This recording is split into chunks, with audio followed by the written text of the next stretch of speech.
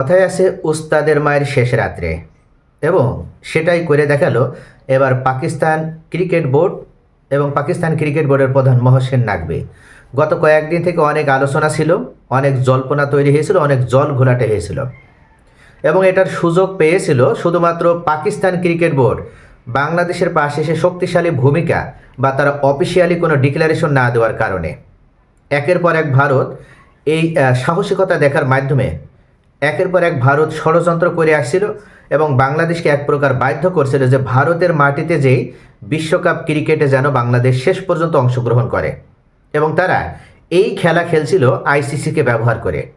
অবশেষে পাকিস্তানের পক্ষ থেকে এবার অফিসিয়ালি জানানো হলো যে তারা বাংলাদেশের পক্ষেই শুধু নাই, পাকিস্তান সরকারের নির্দেশে এবার পাকিস্তান ক্রিকেট বোর্ডের প্রধান মহসিন নাকভি তিনি আইসিসিকে চিঠি পাঠানোর মাধ্যমে নিশ্চিত করে দিল যে বাংলাদেশের দাবি যৌক্তিক, বাংলাদেশ অযৌক্তিক কোনো দাবি করেনি। আর বাংলাদেশের এই যৌক্তিক দাবি মেনে নেওয়ার জন্য আইসিসির নীতিমালাতেই এই বিষয়টি উল্লেখ আছে।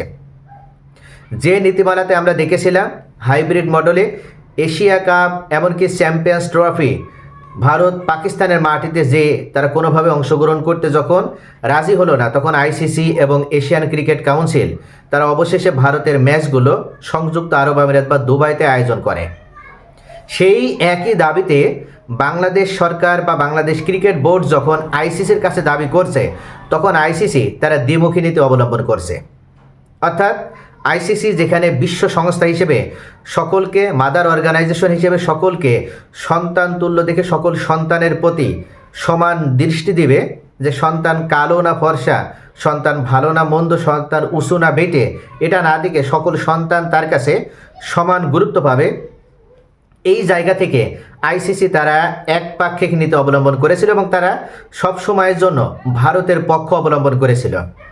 এবং যার কারণেই আইসিসি ইতিমধ্যে চরমভাবে বিতর্কিত হয়েছে। এবং সেই সময়ে যখন বাংলাদেশ সরকারের পক্ষ থেকে এবার স্পষ্টভাবে জানিয়ে দিয়েছিল মাননীয় ক্রীড়া উপদেষ্টা আসিফ নজরুল যে আমাদের উপরে চাপ প্রয়োগ করার মাধ্যমে যদি কেউ মনে করে যে আমাদের ভারতে খেলতে বাধ্য করবে, তাহলে সেটা সম্পূর্ণভাবে অযৌক্তিক এবং বাংলাদেশ সেই চাপের কাছে মাথা নত করবে না, নতি স্বীকার করবে না। অর্থাৎ কোনো ধরনের অযৌক্তিক দাবি যদি বাংলাদেশের কাছে করা হয় বা বাংলাদেশের কাছে যদি এমন কোনো চাপ তৈরি করা হয়, তাহলে বাংলাদেশ সেই চাপের কাছে নতি স্বীকার করবে না, এটা স্পষ্ট। এর পরপরই আমরা আজকে দেখেছি পাকিস্তান ক্রিকেট বোর্ডের পক্ষ থেকে আইসিসিকে চিঠি পাঠানো হলো এবং অফিসিয়ালি জানিয়ে দেওয়া হলো পাকিস্তান বাংলাদেশের পাশে আছে, বাংলাদেশের পক্ষে আছে, এবং আসন্ন এই টি-20 বিশ্বকাপ ক্রিকেটে পাকিস্তানের যেভাবে হাইব্রিড মডেলে ম্যাচগুলো শ্রীলঙ্কা আয়োজনের ব্যবস্থা করে দিয়েছে আইসিসি, সেম একইভাবে বাংলাদেশের ম্যাচগুলো শ্রীলঙ্কাতে বা অন্য কোনো দেশে আইসিসি চাইলে আয়োজনের ব্যবস্থা করতে পারে। তবে এখানে যদি শ্রীলঙ্কা সম্পূর্ণভাবে প্রস্তুত না থাকে, তাহলে বাংলাদেশের ম্যাচগুলো আয়োজনের জন্য পাকিস্তান সরকার সম্পূর্ণভাবে প্রস্তুত রয়েছে। ইতিমধ্যে চিঠি পাঠানোর মাধ্যমে এতদিন তারা মুখে মুখে বললেও এবার অফিসিয়ালি তারা জানিয়ে দিল এবং আইসিসিকে উল্লেখ করেছে যে ইতিমধ্যে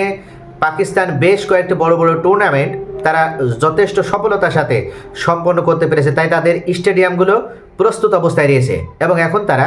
বাংলাদেশের ম্যাচগুলো আয়োজন করতে চায় যদি আইসিসি অনুমতি দেয়। তবে এখানে আরেকটি বিষয় পাকিস্তান উল্লেখ করেছে, সেটা হচ্ছে ভারতের মাটিতে যেয়ে বাংলাদেশের খেলার কোনো ধরনের উপযুক্ত পরিবেশ নেই। অর্থাৎ ভারত এই মুহূর্তে সম্পূর্ণভাবে মুস্তাফিজকে যেভাবে নিরাপত্তা দিতে ব্যর্থ হয়েছে,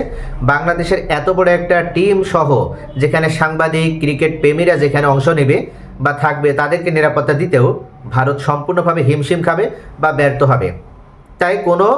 রাষ্ট্রের ক্ষতি হোক আমরা এটা চাই না, এবং এখানে ভারতই বড় চরম বিপদে পড়বে যদি বাংলাদেশ ভারতে অংশগ্রহণ করে এই বিশ্বকাপে। সেক্ষেত্রে ভারতের কোনো একজন দর্শকের বা কোনো একজন ক্রিকেটার বা কোনো একজন খেলোয়াড় বা ক্রিকেট সংশ্লিষ্ট কোনো ব্যক্তির যদি সামান্য পরিমাণও ক্ষতি হয়, তাহলে এর দায়টা সম্পূর্ণভাবে ভারতের উপরে যে পড়বে। তাই পাকিস্তান মনে করে যে এটাকে আমরা বিতর্কিত না করে, পলিটিক্সকে এখানে প্রবেশ না করিয়ে একটা নিরাপত্তার দিক থেকে বাংলাদেশকে খেলার উপযুক্ত পরিবেশ যদি আমরা করে দিই, তাহলে সেটাই হবে সবথেকে বেটার, এবং আইসিসি এটা চাইলেই সহজেই করতে পারবে।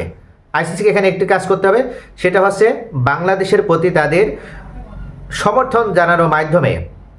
এবং গ্রুপ চেঞ্জ করার মাধ্যমে এটা আইসিসি আয়োজন করতে পারে। আবার তারা যদি মনে করে যে বাংলাদেশের ম্যাচগুলো বাংলাদেশের সাথে, যেমন গ্রুপ পর্যায়ে যে খেলাগুলো রয়েছে আপাতত, যে সি গ্রুপে রয়েছে ওয়েস্ট ইন্ডিজ, ইংল্যান্ড, ইতালি এবং নেপাল, তাদেরকে সাথে যদি বাংলাদেশের ম্যাচগুলো ভারতের বাহিরের অন্য কোনো দেশে আয়োজন হয়, তাহলে সেই ক্ষেত্রেও বাংলাদেশ সেফলি অর্থাৎ সম্পূর্ণ সিকিউর পরিবেশে তারা একটা ভালো এনভায়রনমেন্ট পাবে, সেটার ভিতরে তারা সম্পূর্ণ মনোযোগ দিয়ে খেলাটা তারা উপভোগ করতে পারবে বা খেলতে পারবে।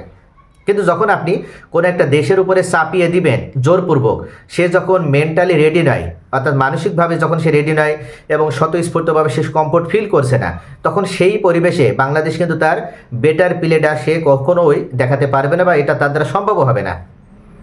তাই পাকিস্তান মনে করে যে সকল তালবাহানার অবসান ঘটিয়ে, সকল নাটকের অবসান ঘটিয়ে আইসিসিকে অবশ্যই এই মুহূর্তে বাংলাদেশের পাশে অবস্থান করা উচিত এবং বাংলাদেশের এই যৌক্তিক দাবি মেনে নিয়ে আইসিসিকে এটা প্রমাণ করতে হবে যে তারা ইন্ডিয়ান ক্রিকেট কাউন্সিল নয়, তারা বরং ইন্টারন্যাশনাল ক্রিকেট কাউন্সিল। ইতোমধ্যে কিন্তু যথেষ্ট দুর্নাম কুড়িয়েছে আইসিসি। এখন পর্যন্ত বাংলাদেশের 18 কোটি জনগণ এবং পাশাপাশি বিশ্বের ক্রিকেট প্রেমীরা তারা সকলেই এটাই ধরে নিয়েছে যে বাংলাদেশের এই যৌক্তিক দাবি যেখানে মানা হচ্ছে না, সেখানে আইসিসি কোনোভাবেই নিরপেক্ষ থাকতে পারে না। তাই অবশ্যই আইসিসিকে এখন প্রমাণ দিতে হবে এবং আইসিসিকে প্রমাণ দিতে হবে এটা অবশ্যই খুব নিকটেই সেটা জানাতে হবে, কেননা বাংলাদেশেরও একটা প্রস্তুতির বিষয় আছে। তবে এতদিন যে সমস্ত ব্যক্তি বা যে সমস্ত দেশ যারা মনে করছিল যে পাকিস্তান কখনো বাংলাদেশের পক্ষে দাঁড়াবে না, অবশেষে তাদের ধারণাটা ভুল প্রমাণিত হলো এবং বাংলাদেশের পক্ষে পাকিস্তান শুধু দাঁড়ালোই না, এবার অফিসিয়ালি তারা ডিক্লারেশন দেওয়ার মাধ্যমে বাংলাদেশের দাবিটা যে যৌক্তিক সেই প্রমাণও তারা আইসিসির কাছে তুলে ধরলো।